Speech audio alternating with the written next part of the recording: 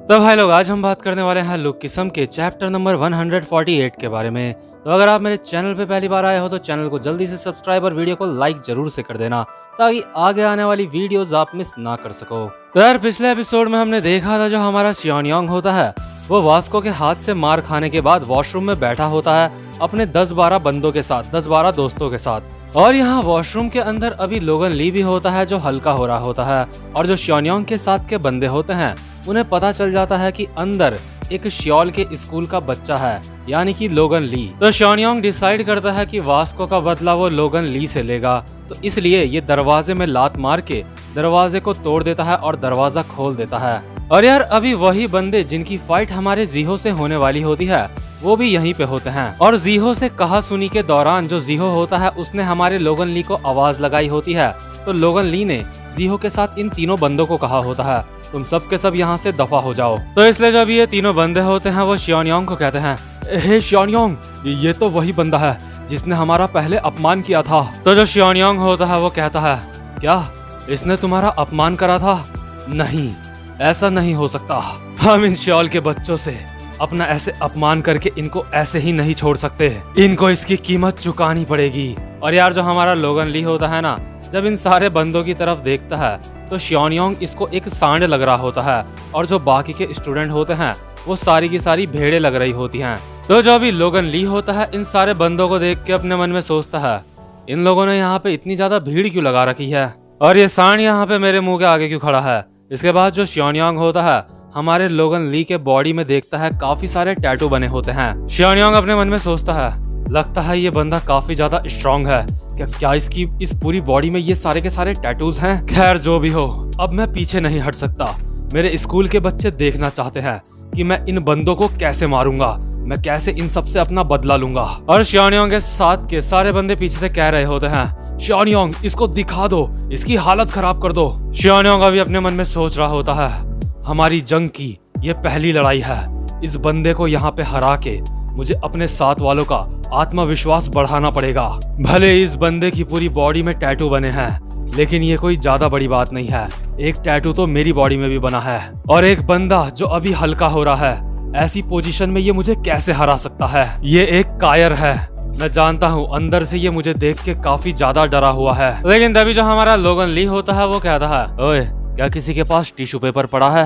लेकिन तभी जो हमारा शियोनयोंग होता है वो कहता है, तू साले, आखिर तू खुद को समझता क्या है? और एक लात मारता है हमारे लोगन ली के ऊपर। लेकिन जो लोगन ली होता है वो हमारे शियोनयोंग की टांग पकड़ लेता है और कहता है, ये सच में काफी ज्यादा बचकाना था। और शियोनयोंग अपने मन में सोच रहा होता है हैरान होके, क्या इसने मेरी टांग पकड़ ली? क्या ये जुजुत्सु का फाइटिंग स्टाइल है? लेकिन तभी जो लोगन ली होता है अपनी पोजीशन थोड़ी सी चेंज करके शियोनयोंग को अपनी टांगों से पकड़ लेता है और उसको नीचे गिरा देता है और कहता है, मैंने तुझे कहा मुझे टिश्यू पेपर दे, और तू ये क्या कर रहा है? और अगल बगल के सारे बंदे हैरान होकर सोच रहे होते हैं कि क्या हल्का होते होते ही इसने शियोनयोंग को गिरा दिया। तो भाई लोग, अभी जो हमारा लोगन ली होता है उसे थोड़ा सा गुस्सा आ जाता है। इसके बाद वो शियोनयोंग के बाल पकड़ता है और कहता है, बहुत पहले मेरे पास एक पिकाचू हुआ करता था। एक दिन जब मैं हल्का होने के लिए गया था तो मेरे पास टिश्यू पेपर नहीं था, तो मैंने अपना पिछवाड़ा उस पिकाचू से ही साफ करा था, बिल्कुल इस तरह से। और जो लोगन ली होता है शियोनयोंग के कपड़ों से अपना पिछवाड़ा साफ करने की कोशिश कर रहा होता है। लेकिन तभी जो शियोनयोंग के साथ के बंदे होते हैं वो चिल्लाते हैं, हे भाई लोग, इसको कुचल दो, इसको मार डालो। और ये जो सारे के सारे लोग होते हैं हमारे लोगन ली के ऊपर टूट पड़ते हैं। लेकिन कुछ ही मिनटों के अंदर अंदर लोगन ली इन सब की भी धज्जियां उड़ा देता है, इन सबको मार मार के ये लेटा देता है। लेकिन जो लोगन ली होता है वो अभी भी बहुत ज्यादा बेकार कंडीशन में होता है, आप समझ सकते हो, क्योंकि उसके पास अभी टिश्यू पेपर नहीं होता। तो लोगन ली इन सारे बंदों को फोड़ने के बाद कहता है, मुझे सच में ये काफी ज्यादा अजीब लग रहा है। क्या तुम लोगों के पास ऐसा कुछ नहीं है जिसको मैं टिश्यू पेपर की तरह यूज कर सकूं? और यार, आप उसको टॉयलेट पेपर कहो या टिश्यू पेपर कहो, बात एक ही है। और जो अभी जमीन में शियोनयोंग पड़ा होता है अपने मन में सोच रहा होता है, ये बंदा सच में एक मॉन्स्टर है, इसने अपनी पैंट भी ऊपर नहीं करी और हम सबकी धज्जियां उड़ा दी इसने। तो जो अभी लोगन ली होता है उसके पास टिश्यू पेपर नहीं होता। इसके बाद उसकी नजर पड़ती है हमारे शियोनयोंग की टी शर्ट के ऊपर, और वो शियोनयोंग की टी शर्ट पकड़ के कहता है, ये काफी अच्छा कपड़ा लग रहा है, और शियोनयोंग की टी शर्ट को निकाल देता है वो। और शियोनयोंग बेचारा अपने अंदर ही अंदर चिल्ला रहा होता है, नहीं, ये मेरा वंडर आर्मर है। लेकिन जो हमारा लोगन ली होता है वो घंटा सुनने वाला है इसकी। तो लोगन ली ये टी शर्ट निकालने के बाद अपना काम कर देता है जो उसको करना होता है। तो इसके बाद हमें कुछ समय बाद का सीन दिखाया जाता है। हम देखते हैं जो हमारा शियोनयोंग होता है अभी एक बेंच में बैठा होता है और वो काफी ज्यादा उदास होता है। इस समय शियोनयोंग ने अपनी टी शर्ट भी नहीं पहनी होती है। आपको पता होगा कि उसकी टी शर्ट का लोगन ली ने क्या हाल कर दिया है। शियोनयोंग अभी अपने मन में सोच रहा होता है, मेरी टी शर्ट मैं उसको दोबारा से धो सकता हूँ, है ना? मेरे $427। जिस बंदे ने हम सबको मारा वो पक्का अपने स्कूल का लीडर होगा। आखिर उस जैसा मॉन्स्टर इस दुनिया में आया कहां से? ये सच में बिल्कुल भी सही नहीं है। अब हमारी स्कूल की इज्जत का क्या होगा? लेकिन तभी हम देखते हैं यहाँ पे हमारा जैक ली आता है और कहता है, तो फाइनली मैंने तुझे ढूंढ ही लिया। शियोनयोंग जैक को देख के अपने मन में सोच रहा होता है, ये तो वही बंदा है ना जिसको मैंने थोड़ी देर पहले मारा था। लेकिन भाई लोग, आपको पता होगा जब शियोनयोंग और जैक की फाइट हो रही होती है तो जैक को बिल्कुल भी असर नहीं हो रहा होता है शियोनयोंग के पंचेस का, क्योंकि जो हमारा जैक होता है वो एक ट्रिक यूज कर रहा होता है जो बॉक्सिंग में होती है, जिसका नाम होता है शोल्डर रोल। तो अभी जो हमारा जैक होता है शायद उसको ये भी पता चल जाता है कि शियोनयोंग की साथ की लड़कियों ने मीरा को मारा है। तो अभी जो हमारा जैक होता है बहुत ही गुस्से में शियोनयोंग को कहता है, तुमने मीरा को मारा, तुमने मीरा को मारा, तुमने मीरा को मारा। और यार जो अभी हमारा शियोनयोंग होता है अपने मन में सोच रहा होता है, इस बेवकूफ को सच में ऐसा लग रहा है जैसे मैं कोई मामूली इंसान हूँ। और शियोनयोंग खड़ा उठता है और जैक की तरफ एक मुक्का मारते हुए कहता है, अबे छपरी, क्या तुझे लगता है तू इतना ज्यादा ताकतवर है? तुझे अपने ऊपर कंट्रोल करना सीखना चाहिए। लेकिन यार जब तक शियोनयोंग हमारे जैक के पंच मारता ना, उससे पहले ही हमारे शियोनयोंग के मुंह पे एक पंच पड़ता है और ये पंच इतना ज्यादा फास्ट होता है कि शियोनयोंग को पता भी नहीं चलता कि ये पंच उसके कैसे पड़ा, कब पड़ा। तो जो अभी हमारा जैक होता है वो मार मार के शियोनयोंग की धज्जियां उड़ा देता है। शियोनयोंग की हालत अभी बहुत ज्यादा बुरी हो चुकी होती है। लोग उसको देख के बोल रहे होते हैं, आखिर ये क्या है? और जो अभी शियोनयोंग होता है ना काफी ज्यादा कंफ्यूज होता है। वो अपने मन में सोच रहा होता है, आखिर मेरे साथ ये सब कुछ कैसे हो गया? क्या जिन लोगों को मैं बेवकूफ समझ रहा था वो सारे के सारे बीस्ट हैं? क्या उस स्कूल के सारे बंदे इतने ज्यादा खतरनाक हैं? लेकिन जैसे ही हमारा शियोनयोंग चल रहा होता है तभी उसके सामने हमारा जो डैनियल होता है वो आता है। और डैनियल को देख के जो हमारा शियोनयोंग होता है सीधा वहां से भाग जाता है और भागते भागते अपने मन में सोच रहा होता है, मुझे जल्दी से यहाँ से भागना होगा, ये बंदा भी पक्का एक मॉन्स्टर है। तो जो शियोनयोंग होता है वो यहाँ से एक पागल सांड की तरह भाग जाता है और डैनियल अपने मन में सोच रहा होता है, मुझे लगता है ये बंदा मुझे देख के भागा है, लेकिन आखिर क्रिस्टल कहाँ होगी? मैं उसको हर जगह ढूंढ रहा हूँ। तो यार अभी जो ये जगह होती है ना जिसका नाम होता है नॉट ए वर्ड, यहाँ पे एक रेस्टोरेंट होता है जिसका नाम होता है मॉम्स टच। और यहाँ का जो बर्गर होता है वो सच में काफी ज्यादा फेमस होता है।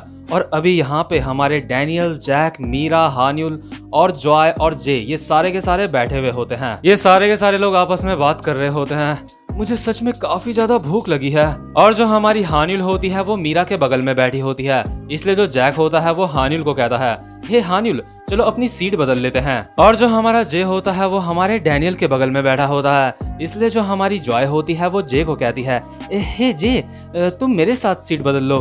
तो जो अभी हमारा डैनियल होता है बर्गर ठूसते हुए अपने मन में सोच रहा होता है, तो एक बार फिर से हम सब के सब साथ में हैं, लेकिन आखिर जीहो कहाँ है? इसके बाद डैनियल जे को कहता है, जे मैं तुम्हें कॉल मिला रहा था लेकिन तुम्हें कॉल लग नहीं रही थी। इसके बाद जो जे होता है वो इशारों में सारी बात बताता है हमारे डैनियल को। डैनियल जे को कहता है, क्या तुम्हारा मोबाइल खो गया था? तुम्हारा मोबाइल टूट गया?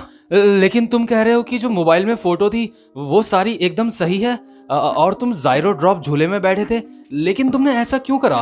तो यार अभी सारे के सारे बंदे आपस में कुछ ना कुछ बात कर ही रहे होते हैं। इसके बाद हमें डैनियल की वॉइस ओवर आती है। डैनियल कहता है, ये पहली बार होगा जब मैं अपने दोस्तों के साथ बैठ के बर्गर खा रहा हूँ, और ये पहली बार होगा जब हम सब मिलके साथ में अपनी ग्रुप पिक्चर क्लिक करवा रहे हैं। तो यार अभी जब ये अपनी सारे के सारे ग्रुप पिक्चर क्लिक करवाते हैं तो ये सब के सब काफी ज्यादा खुश लग रहे होते हैं। इसके बाद फिर से डैनियल की वॉइस ओवर आती है, जैसे जैसे आसमान काला हो रहा है वैसे वैसे मेरा मन उदास हो रहा है। जैसे ही यहाँ पे पूरा अंधेरा हो जाता है तो यहाँ का माहौल बहुत ही ज्यादा रंगीन हो जाता है। रशियन लड़कियां यहाँ पे बहुत ही ज्यादा चमकदार कपड़े पहन के डांस परफॉर्म करती हैं। यहाँ पे जो रात को फेस्टिवल होता है सच में उसमें काफी ज्यादा मजा आता है।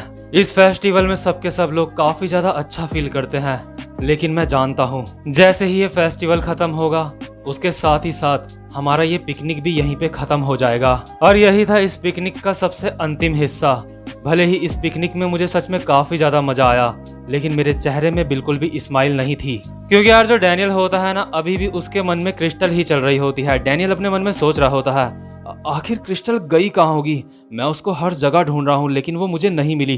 लेकिन तभी हम देखते हैं जो हमारी सुंदर वाली क्रिस्टल होती है वो हमारे डैनियल के पीछे ही खड़े होकर डैनियल को देख रही होती है। तो खैर जो ये पिकनिक होता है ये यहीं पे खत्म हो जाता है। तो अब सारे के सारे स्टूडेंट्स अपने अपने घर वापस जा रहे होते हैं। और अभी हम देखते हैं उस बस के अंदर का सीन जिसके अंदर हमारा शियोनयोंग बैठा होता है। इस बस के अंदर सबको बहुत ही ज्यादा गंदी स्मेल आ रही होती है और सारे के सारे आपस में बोल रहे होते हैं आखिर ये किसने करा है, ये इतनी ज्यादा गंदी स्मेल कहाँ से आ रही है। तो जो अभी एक बंदा होता है अपनी नाक में उंगली लगा के कहता है ये स्मेल सच में काफी ज्यादा गंदी है, ये आखिर किसने करा है।